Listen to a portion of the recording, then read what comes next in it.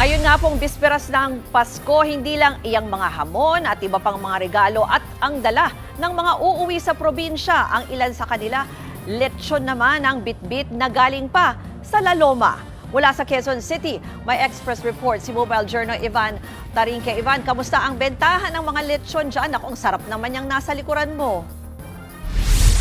Rose, simula pa kaninang umaga, sinisunod na ang pagdating ng mga bumibili ng lechon dito sa La Loma para sa Noche Buena mamaya.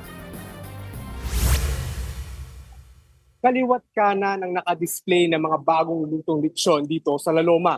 Hindi magkamayaw ang mga naglilechon sa pagluluto para matugunan ang demand. Inaasahan kasi na dadami pa ang bibili ngayong bisperas ng Pasko. Kwento ng ilang nagtitinda, karamihan sa mga bumibili magdadala pa ng lechon pag uwi sa kanilang mga probinsya.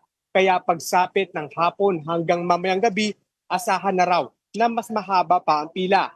Bagyang tumaas ang presyo ng lechon sa La Loma. Nasa 13,000 piso ang presyo ng nasa 6 hanggang 7 kilo.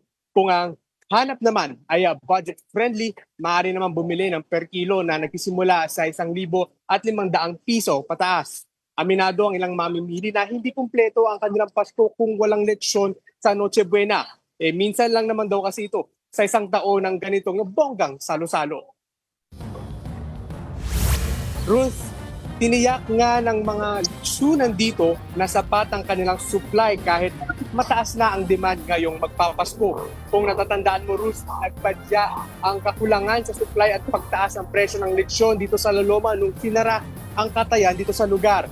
Pero ngayon, bukas na ang mga lechonan at hindi naman naapektuhan ang supply ng mga baboy.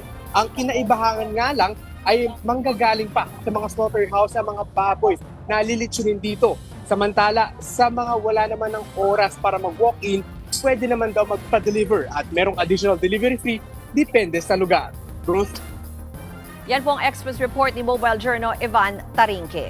Mga kapatid, Ruth Cabalco, para sa mabilis na pasada ng mga balitang dapat niyong malaman, mag-follow at mag-subscribe sa social media pages ng News 5.